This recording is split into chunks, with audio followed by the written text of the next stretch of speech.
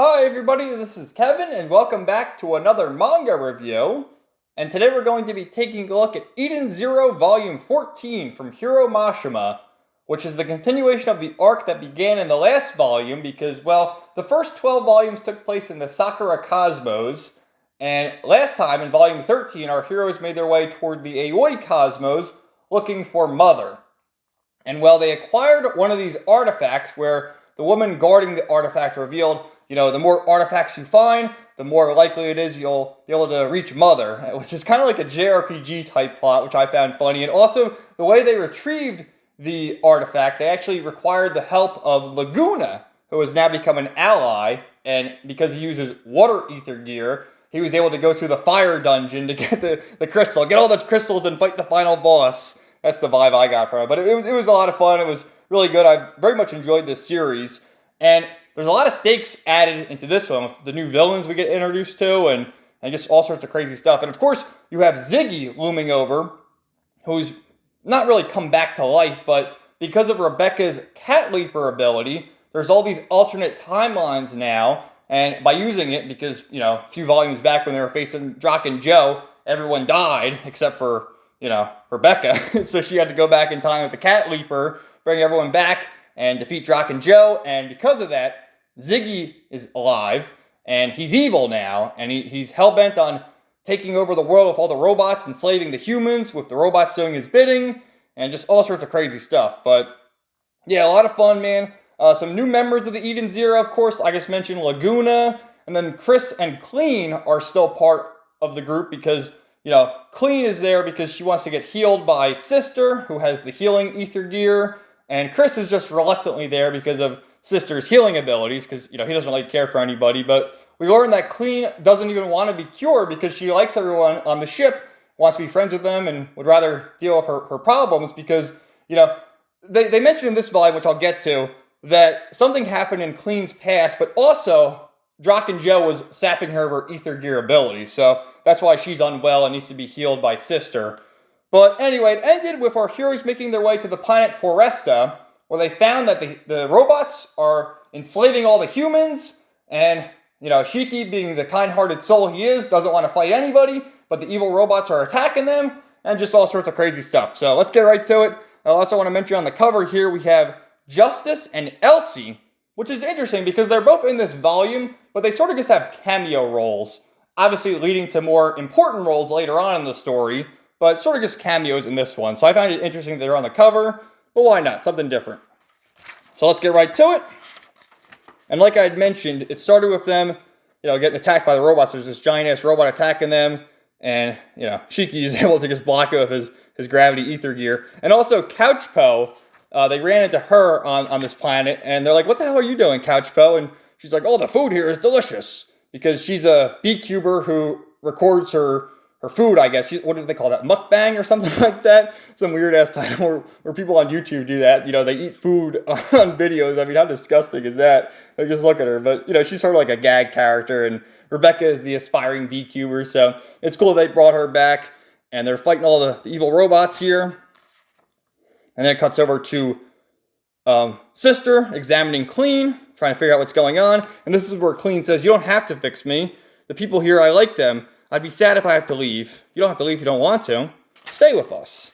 And then after the examination's done, Sister runs into Chris and he says, "Don't ever remind her of what happened in the past or let her tell you what happened in the past because she'll have a mental breakdown. Don't do it." And you see a look in his face. So what happened in her past? I mean, I'm sure we're going to figure out what happened, but could it really be that traumatic? So as all this is going on, we have Weiss, Homura, Rebecca, Shiki, Happy, and Pino down on the planet. And then up on the Eden Zero, we have Witch, Sister, Hermit, and who else? Laguna, Clean, and Chris. So goddamn, there's a large cast in this series now. But as all this is going on, I'm trying to remember what his name is getting a little crazy. As all this is going on, there's all these robots attacking them from outer space. They got to send people out there to defend the ship, while the group down below is trying to stop the evil robots from attacking everybody. So then we get this cute little robot running towards Shiki and the gang saying, "Help us! I don't want to fight!" And Shiki's having a nice heart-to-heart with him. You know, he's saying, it's all Grandpa's fault because Ziggy's gone berserk. He's become a villain now. And we're going to make sure you're all okay. And the robot, thank you, thank you. When all of a sudden, oh no, the poor robot just gets blasted by this asshole. Shah! Bullseye! So we met them last time. They're part of the Poseidon Nero Commando Unit. And his name is Mora. There's two others. There's Mora, Orc, and Brittany. And I should mention that too. So Poseidon Nero is essentially the villain here. He's part of the Oration Seis Galactica, ruling over the Aoi Cosmos, similar to how Draken Joe was part of the Oration Seis Galactica, ruling over the Sakura Cosmos. And then we also know that Elsie is a part of the group as well. But she's sort of like an anti-hero, because she's helped Shiki on numerous occasions already. So this guy uses glue ether gear, and he fires his glue at everybody, and they're all stuck to the trees and the walls and whatnot. And the only one who's not stuck is Pino. And then we get this great cover of a witch there. God damn. But Pino is completely defenseless because she uses EMP, which essentially disables machines. Obviously, this guy's a human, so that power is useless against him. And just as he's ready to fire away, Rebecca realizes, oh, no one got Happy, so come on, Happy. Aye, sir. And, you know, Happy's a robot, too. Turns into the Happy Blasters. So he starts firing away. But he can't aim because Rebecca's not there to aim properly, so he's just firing blind. And then Shiki uses his gravity ether gear to lift up the whole tree. And they're like, whoa, what are you doing? How could you just lift up a whole tree? But he does. And he throws it at Mora. So that's pretty cool. And goddamn, these two are just going toe-to-toe with each other. Now what happens is they run into the other members of the commando unit. Like I said, Brittany and Orc. And Orc mentions that this ether is that of the Demon King, the same as Shora's. So who the hell is Shora? Well, we'll find out later on in the volume. And then it cuts over here to the group in the Eden Zero fighting off the robot drones in outer space. And we get this goofy scene of Moscow helping out. Moskoy. So this fucker, I mean, they're all in their spaceships. And I know Moscow is a robot, but I don't know, man. What good is he doing? And Laguna says he can fly, but he's just slapping them. He's slapping the drones away. So Hermit figures out that there's this satellite system in space which is controlling the robots, turning them all evil. And she's concluded that the satellite link can also corrupt them because, you know, all the members of the Shining Stars, Hermit, Witch, and Sister, are robots as well, or androids. And, you know, she's worried if they get hacked, then they're going to become villains too. So it cuts back over here to the ground troops. And Orc has, I don't think he has ether gear, but he has like this robotic arm. And he just fires whatever the hell he's holding right at Shiki, to which Shiki blocks it with his gravity ability. And again, he says, yep, he's a gravity wielder just like Shura. So Shiki uses his gravity ether gear to suck the glow off everybody and do his magic attack, gravity field. And look at these, look at Pino and Happy. Ah! And then Weiss, you know, being the bro he is, all their clothes are in shreds. So yeah, all the glow was attached to them, and using the gravity sucked it all off. And we got our little fan servicey scene here. And then the drones from outer space are making their way to the planet here, just firing at everybody, just all sorts of chaos going on. And this separates the whole group, of course. So yeah, maybe he does have ether gear. He's got blast arm. So I don't know if it's ether gear or it's just a mechanical arm. But Orc has this giant-ass arm which he can manipulate to, you know, being very powerful, to shooting guns and whatnot and bullets. And like I said, everyone's been separated here. And Weiss gets the call from Hermit saying, Weiss, come back to the ship. We need your help. So Weiss is on its way back. And we have Mora going up against Homura, Shiki against Orc, and then Rebecca versus Brittany. And then Rebecca, I guess, finds this leaf here to wrap herself up. This should do.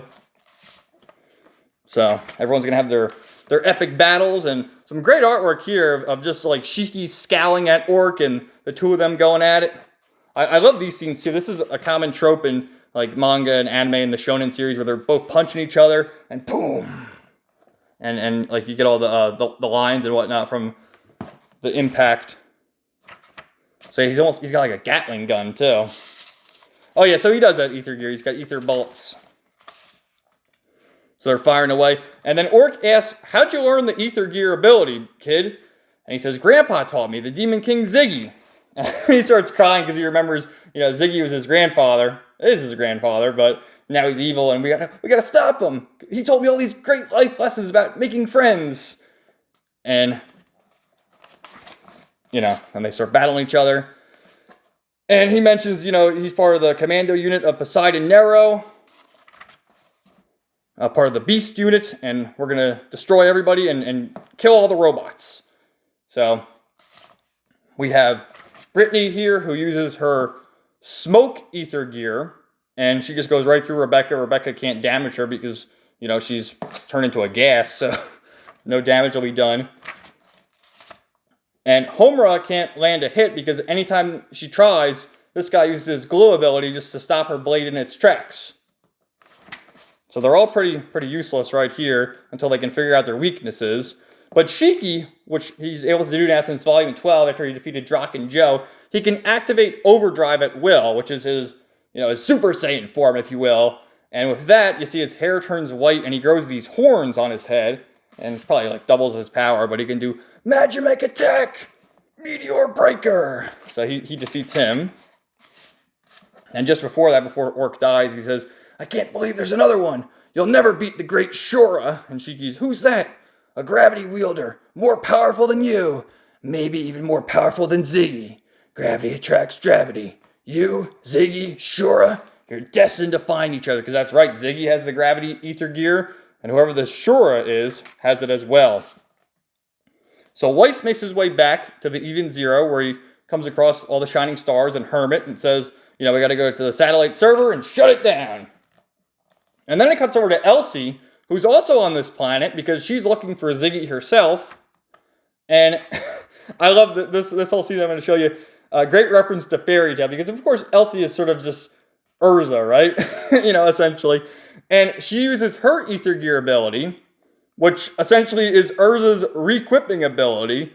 And with this ability, she can essentially drain all the powers of the planet. So the planet Foresta, this is like, if you look at the color, it's green. So the planet Foresta, the forest, green. And she gets that power and, gets like all those, what do you call that? Like the hair piece there, like an angel almost. And she does her attack here, which is awesome. She says, 7 stars, leave your mark. Grand Chariot! And look at the pose there. It's just like Jalal. May the 7 stars bring judgment upon you. Grand Chariot! Just like paying homage to Fairy Tale. I love it, man. So when she does that attack, it cuts over to Justice, who's also on the planet and a member of the Interstellar Union Army. And he's there with his associates Creed and Victory. And he's also part of the Oration Sace Interstellar, because Mashima just loves using that phrase. He's used it for many factions in Rave Master, Fairy Tale, and now Eden Zero. And frankly, I just love saying it. The Oration Sace. It's just... I don't know. It's just fucking awesome. But anyway, Brittany continues to mock Rebecca, saying, you're just so pitiful. What even is your power? And Rebecca, look at this epic pose here. My ether gear is speed. So they're all getting ready to fight. And then it cuts over here to the planet Nero 73. And we have this dude here with his harem of ladies. I'm terribly sorry, sir. I couldn't make the phone last night. Huh? Who even are you? How long have you worked here for? And all of a sudden, these 2 chicks go up to the ceiling, presumably with gravity. And you see the horror on this woman's face. Don't get it twisted. Women are a dozen, and everything in this cosmos belongs to me. And this is Nero's son, Poseidon Shura, the gravity wielder that Orc was talking about. And look how fucked up he is. Like, he's sitting here with these ladies, and just by being taunted by this woman, I suppose, throws him up to the air with his gravity, and you see the blood coming down. He just kills him. Holy shit, dude. So what a first impression of this guy, huh? So we'll get ready for him. I suppose we haven't even seen Poseidon Nero, his father. He's the son, apparently. So we haven't even seen him. We just saw a silhouette of him in the last volume where they gave his name drop. But these guys here are defending Hermit and Weiss as they make their way to the satellite server. And we have Homura trying to put up her fight against this guy, Mora. And what happens is he's able to turn his body into glue now so that any attack doesn't phase him. So Homura's like, how the hell can I defeat this guy? And she's getting her ass kicked by him. And again, she's trying to go in for the kill and can't do anything. I told you it wouldn't work. That's the face. You said you like it hot. And he turns himself into glue and he starts like melting her. Look how fucked up this is. So what Homura decides to do is fling dirt on him because, he's turned his body into glue with his ether gear. So the dirt all sticks to him, right? And the way to get this dirt off, he turns his glue body, he can turn it on and off. So that's exactly what he does. The dirt gets stuck to him, and then he turns it off so the dirt falls off him. And just as he does that, Homura goes in for the kill. Warrior Maid, 6-claw attack, Wild Tiger, Lightning Claw, and gets him. Look at that pose, man. How awesome is that? Holy shit, dude. By my blades, you do well to look in a mirror later. Then you will see the face you so long to behold. Oh, what a badass, man. Homura, she's such a badass. I love it. And just as she's getting ready to collapse, Shiki comes in and catches her. Oh, Shiki. Aw. So they're making their way back, and this fucker, he sees a bug, and he completely collapses. What are you doing, bro? So now Mora and Orc have been defeated, so it's just down to Rebecca and Brittany. And she's using her ether gear ability, similar to how when she was battling Nino. And that's exactly what she does here. And Brittany's getting all pissed off. I hate stupid women. I despise them. You're just like that woman who tried to flirt with him, a complete airhead with nothing going for her, but slightly better looks. So I think she's trying to, get it on with Shura. And you see Rebecca, what's with her? I always love Mashima's writing, too, how he is able to blend so many different genres. Like, we got that dark scene with Shura just a few pages ago. We have these funny scenes with Rebecca. And, some heartfelt scenes of Shiki and, the robots making friends. And again, like, look at her running with Happy and Pino. We're running away. My attacks won't work, so let's go. I love it, man. So they're making their escape. And Rebecca has to think this through so that they can defeat Brittany. So what she decides to do, it's like fucking Ghostbusters. She gets a vacuum cleaner, and she's decided that that's how we're going to defeat Brittany, is we'll suck her up with this vacuum, and that's that. So what happens is Brittany is mocking her again, like, you idiot, it's too late, you bimbo. And Rebecca is pretty much defeated, but what happens is she reverts time with the Cat Leaper ability. Now, the Cat Leaper ability for Rebecca doesn't really work at will. It just works when it works. She hasn't been able to figure out how to use it at will quite yet. So she brings back time, and I love this too. The Aoi Neko Kicker, the blue cat kick. Because Happy's the blue cat. And by doing that, what happened was to use the vacuum cleaner until I skipped over that. She needs a password, and that's why she was too late and was defeated by Brittany. But she gets the password, and by using Cat Leaper, she knows the password. So she's able to activate it more quickly, sucks Brittany in there, and then kicks her away. And Pino's like, how'd you know the password? Before I analyzed the vacuum, I used the Cat Leaper. I heard the password for you. The time went backwards. Maybe my power can. So she decides to test out her Cat Leaper ability to see if she can use it at will. So she asks Pino to write something down, and Pino writes human. And then she uses it, goes back, and then she guesses the word, human. And like, oh, I have this amazing power. I'm unstoppable. Let's try it again. And she does it again. But what happens is, just as soon as she does it, she falls down and is completely drained. My head hurts. Like it's going to split open. And she starts sweating all over. And so there's obviously a limit to the Cat Leaper ability. So, very interesting. And the thing is, when she used it with Drock and Joe, would she go back like a week in time? With this, it's only a couple seconds. And again, in her battle against Nino, it was only a couple of seconds as well. So, interesting to see how that develops and if that's foreshadowing something for the future. So, yeah, we took Homura to the hot spring for some sexy boob action. And then she's like, quit staring at me, would you? And then look at that. We got the great ass shot. I mean, you gotta love it. So then we get this group with Commando Unit 1, who is mocking, I guess Orc is still alive. There he is. They're Unit 6, and this is Unit 1. And they're back, and they're like, oh, you guys are just pathetic. What are you doing? So Weiss and Hermit are able to make their way to the satellite, and basically there's a virus up here. They gotta shut the virus down. And as they're walking towards the center of the satellite, they hear a voice. I've been expecting you. Who's there? Oh, oh, oh, the Skullbot was right. Magnificent. He said I would meet you if I stayed here. I see he spoke the truth. Hello, my darling little piece of junk. Would you like to continue our experiment? And this fucker is Dr. Muller, who we met way back when we first came across Hermit, because if you remember, Hermit was reluctant to talk to the humans and go along with Shiki because she had a horrible experience with this man after the quest of Ziggy. You know, Ziggy had them all go on their separate ways, and Hermit went to work with Dr. Muller, who was this brilliant scientist who had the goal of having humans and robots coexist. And what he did was he tricked Hermit into creating this device that killed all these robots on this planet.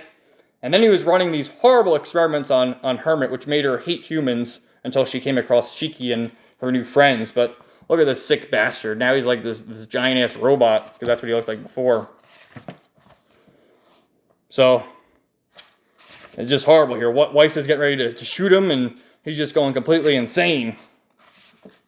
And this is where Hermit reveals, because I don't think she ever told this story to any of the members of the Eden Zero. We just saw it as a flashback about her. So he zaps Weiss and restrains Hermit and says, we're going to continue our little experiment. Ho, ho, ho. And this is back from when they had the experiment. I think it was in Volume 4, if you want to check the playlist or, you know, read the series for yourself. But you see what he did to her. He, like, completely destroyed her, and I guess, you know, kept her alive that way, and just abused her, punched her. I mean, what an asshole, man. Total scumbag. So Clean here says, somebody bad is here. So what's going on with Clean? She starts sweating, feeling the power of these guys. So just as Unit 1 here is ready to attack Shiki and Homura, a fist comes from nowhere. You there, boy, girl, get down. This is what victory looks like. And this is Victory, the guy who was part of the Interstellar Army with Justice. And they're there to save the day. We have Creed, who uses, I guess, his ether gear. He makes the Titan arm. And Creed's ether gear, he can make cages. So that's exactly what he does. And Justice appears. And he says he hasn't deployed Oceans yet. So Oceans, I think, is probably the group above the Beast Commando group. You know, they all mentioned the Beast Commandos. That's what Orc and all those guys are a part of. So Oceans might be a stronger group working for Poseidon, Nero, and Shura. So these guys are trying to figure out who these two are, you know, who Shiki and Homura are. And they're like, I guess they're civilians. And Justice looks at them and you know, I guess they can all sense their ether abilities. That ether, the Demon King. And Shiki, you know, he doesn't know who these guys are. He says, yeah, we're friends with Elsie. And he's like, oh, you're friends with Elsie, huh? Well, that's reason enough to kill you. So, and then they also capture Homura. Yeah, because Justice says, she's the most evil person I know. And Shiki, ready to attack Justice, blocks his attack. So what the hell is his ether gear ability? In the name of justice, I will not let you see tomorrow. How badass. But yeah, this is fucking awesome. Here's a little side story, which I thought was hilarious, with Moscow having a sumo tournament, with the prize being being Sister, I suppose. And as he's thinking all this, Rebecca asked Sister, I wonder what Moscow thinks about. Probably something stupid. Moscow. He's thinking about having this sumo tournament to claim Sister as his prize. So, dude, I love this, man. This is a great series. I know I mentioned in the beginning here about how they just sort of had a cameo. And yeah, I mean, Elsie in particular just sort of had the throwaway cameo, which I thought was badass. Her using her ether gear to pay homage to Fairy Tail, to pay homage to Urza, and Jalal's move, Grand Chariot, and Justice on the Planet. So, I mean, we got all these different factions. Who is friend or foe? Obviously, Shura is obviously a foe, I would say. Justice, I don't know, man. I think he's just confused. I think he is a good guy. But at this point, he just, has something against Elsie for whatever she did in the past. And he's a good guy because he's part of the army. But, he thinks that Shiki's a bad guy because he's working with Elsie in the past. So, a lot of interesting things that will be developing soon. I can't wait to continue the series. Volume 15 is coming out in February, so stay tuned for that. Once that volume drops, I'll have the review out shortly. This was supposed to come out in December, but got delayed. Because I'm all pre-ordered, and I get these emails like, oh, it's delayed until January 6th or January 7th or 8th or whatever the hell it was, because it was a week or so ago. But yeah, this was great. Absolutely loved it. Thought it was fantastic seeing all the different battles. I loved, let me see if I can show you Homura's pose. Oh yeah, there's Rebecca again. And Homura, I don't know, man. There's a lot of beautiful ladies here, but just that pose there, fantastic. And I love all the attacks too. Warrior Maid, 6-claw attack, wild, tiger lightning claw. Fantastic, man. I loved it. So thank you. Let me know what you guys saw in the comments down below, and stay tuned for more videos coming soon. Have a great day, everybody.